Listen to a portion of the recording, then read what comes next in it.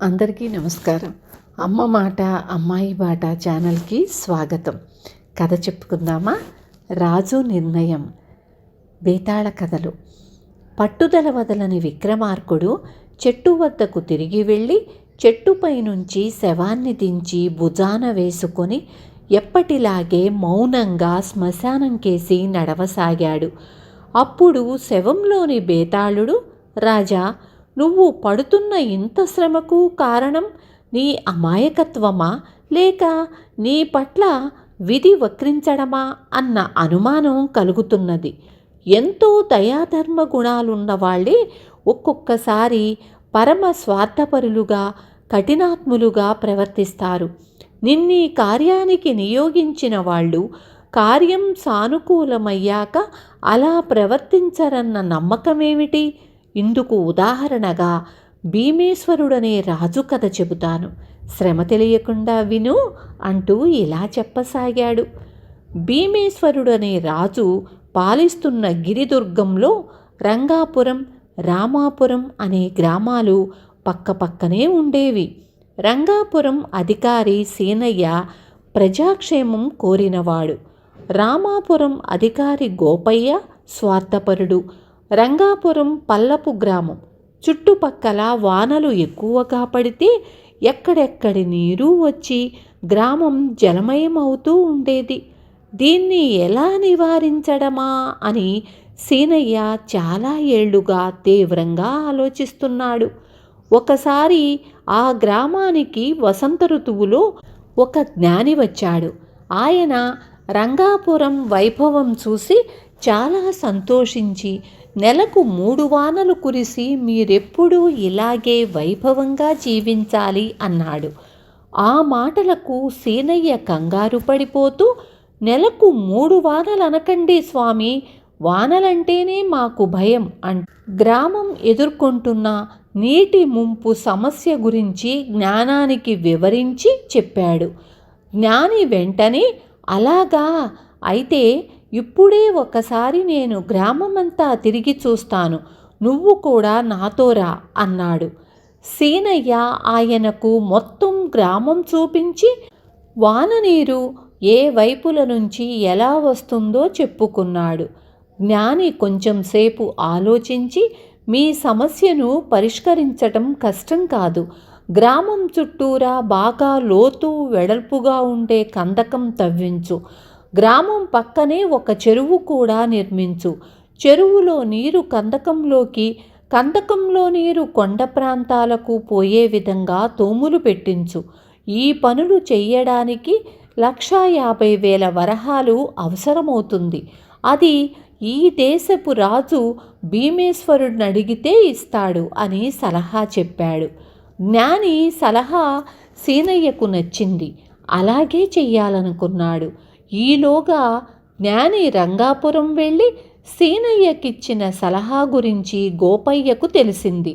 ఆయన వెంటనే జ్ఞానిని తన గ్రామానికి ఆహ్వానించి, మా గ్రామం కలకాలం బాగుండడానికేదైనా ఉపాయం చెప్పండి అని అడిగాడు.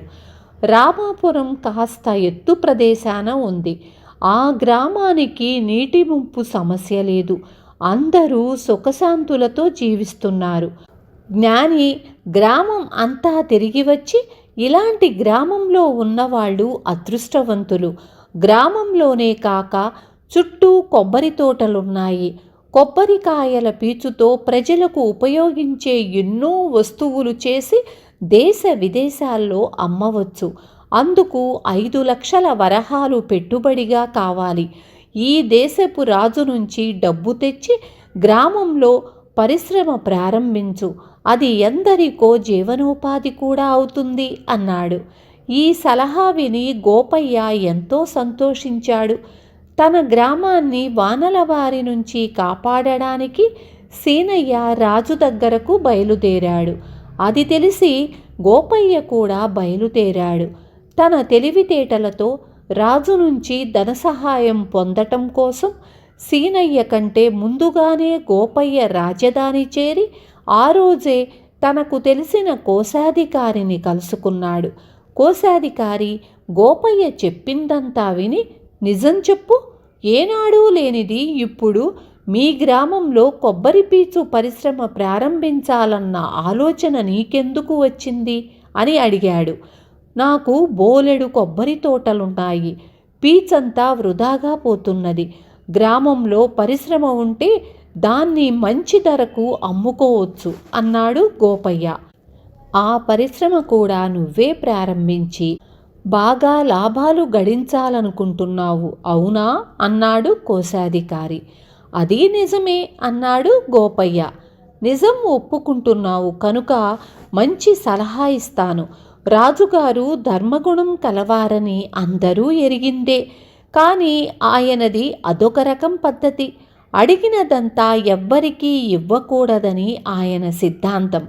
నీకు 5 లక్షల వరహాలు కావాలంటే 12 లక్షలు కావాలని అడుగు. ఆయన 6 లక్షలిస్తారు అన్నాడు కోశాధికారి. నాకు కావలసింది 6 లక్షలు కాదు, 5 లక్షలే. అందువల్ల ఆయన్ను 10 లక్షల వరహాలు అడుగుతాను అన్నాడు గోపయ్య. 6 లక్షలు పుచ్చుకునే మార్గం చూడు, అప్పుడు 1,00,000 మిగులుతుంది. దాన్ని చెరిసగం చేసుకుందాం అన్నాడు కోశాధికారి. గోపయ్య సంతోషంగా అంగీకరించాడు. కోశాధికారి ఆయనను 1 వారం రోజులు రాజధానిలో ఉండమన్నాడు. ఈలోగా సీనయ్య కూడా రాజధాని చేరాడు. ఈ సంగతి తెలిసి గోపయ్య మనసు పరిపరి విధాలా పోయింది. తనేమో గ్రామంలో పరిశ్రమ పెట్టాలని వచ్చాడు. అందువల్ల ఎక్కువగా లాభం పొందేది తనే. సీనయ్య చెయ్యబోతున్న పని గ్రామస్తులందరికీ లాభం చేకూర్చేది. ఆ కారణంగా తనకంటే అతడికి ఎక్కువ పేరు వస్తుంది. అలా జరగకుండా అతన్ని తప్పుదారి పట్టించాలి. ఇలా ఆలోచించి గోపయ్య సీనయ్యను చూడబోయి, సీనయ్య, పొరుగు గ్రామం వాడివి కాబట్టి నీ మేలు కోరి అసలు రహస్యం చెప్పేస్తున్నాను. రాజుగారికి పెద్ద మొత్తాలుగా డబ్బడిగే వాళ్ళంటే కోపము, చిరాకు అని తెలియవచ్చింది. తక్కువ అడిగిన వాళ్లకు ఆయన రెట్టింపు డబ్బు ఇస్తాడట. నువ్వు నీ పనికి 1,00,000 వరహాలు కావాలని అడుగు. ఆయన 2 లక్షల వరహాలిస్తాడు. గ్రామంలో కందకం వగైరా పనులు ఖర్చులు పోను నీకు 50 వరహాలు మిగులుతాయి అన్నాడు. సీనయ్య జవాబేమీ ఇవ్వకుండా ఊరుకున్నాడు. గోపయ్య సలహా ఆయనకేమీ నచ్చలేదు. కానీ రాజును డబ్బు అడగటంలో ఆయన చెప్పినట్లే చెయ్యాలనుకున్నాడు. 4 రోజుల తరువాత రాజు ఎక్కడెక్కడి నుంచి వచ్చిన గ్రామాధికారుల్ని తన కొలువుకు పిలిపించి వారి వారి అవసరాలేమిటని అడిగాడు. గ్రామాధికారులొక్కొక్కరే వాళ్ళ అవసరాలు చెప్పుకుంటున్నారు. రాజు వాళ్లకు అడిగిన దాంట్లో సగం మాత్రమే ఇస్తున్నాడు. సీనయ్య ఇదంతా గమనిస్తున్నాడు. సరిగ్గా సీనయ్య ముందు ఒక గ్రామాధికారి రాజును తన గ్రామం చుట్టూ కందకం తవ్వించాలని 3 లక్షల వరహాలు అడిగాడు. అయితే రాజు ఆయనకు 1,50,000 వరహాలు మాత్రం ఇచ్చాడు. సీనయ్య వంతు వచ్చింది. సీనయ్య రాజుతో, మా గ్రామం చుట్టూ కందకం తవ్వించాలి, 50,000 వరహాలిప్పించండి ప్రభు అన్నాడు. రాజు ఆశ్చర్యంగా, ఇప్పుడే ఒకరికి కందకానికి 50,000 వరహాలిచ్చాను, నువ్వింత తక్కువ అడుగుతున్నావేం? మీ గ్రామం చాలా చిన్నదా అని అడిగాడు. మా గ్రామం అంత చిన్నదేం కాదు, అయినా మా అవసరాలకు పూర్తిగా రాజుగారిపైనే ఆధారపడితే ఎలా? మాకు కావలసింది 1,50,000 వరహాలు. గ్రామవాసులం అందరం శ్రమదానం చేస్తాము. అప్పుడు 1,00,000 వరహాలు సరిపోతుంది.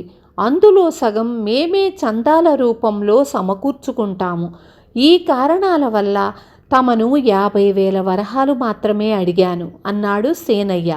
ఈ మాటలకు రాజు ఎంతో సంతోషించి, మీది ఆదర్శ గ్రామం, నువ్వు అందరికీ ఆదర్శపాత్రుడు కావలసిన అధికారివి.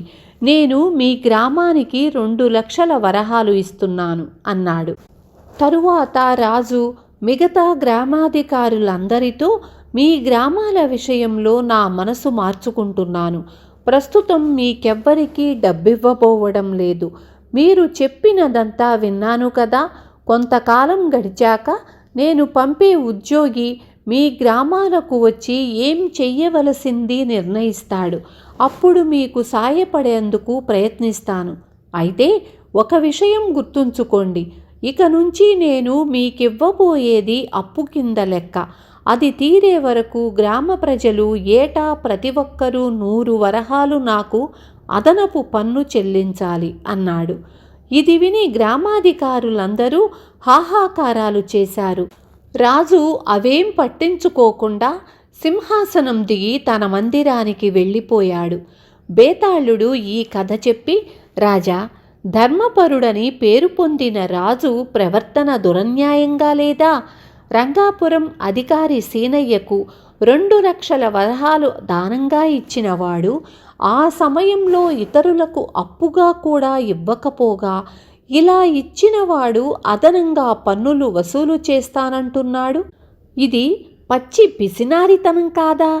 రాజు ప్రవర్తనలో హఠాత్తుగా ఇంతటి మార్పు రావడానికి కారణం ఏమిటి? ఈ సందేహానికి సమాధానం తెలిసి కూడా చెప్పలేకపోయావో నీ తల పగిలిపోతుంది అన్నాడు. దానికి విక్రమార్కుడు, రాజు ప్రవర్తనలో హఠాత్తుగా వచ్చిన మార్పుకు పిసినారితనం కారణం కాదు. సీనయ్య తన గ్రామానికి అవసరమైన డబ్బు గురించి చెప్పి దానిలో ఎక్కువ భాగం తమ గ్రామ ప్రజలే ఎలా భరించబోతున్నది రాజుకు వివరించాడు. దానితో రాజుకు ఒక ముఖ్య విషయం అర్థమయ్యింది. అనేక మంది గ్రామాధికారులు తమ గ్రామ అవసరాల కంటే స్వలాభాలకు ఆయన వద్ద డబ్బు తీసుకుపోతున్నారు. ఆ కారణం వల్ల రాజు దేశంలోని ప్రజలందరిపైన ఎక్కువగా పన్నులు వెయ్యవలసి వస్తున్నది.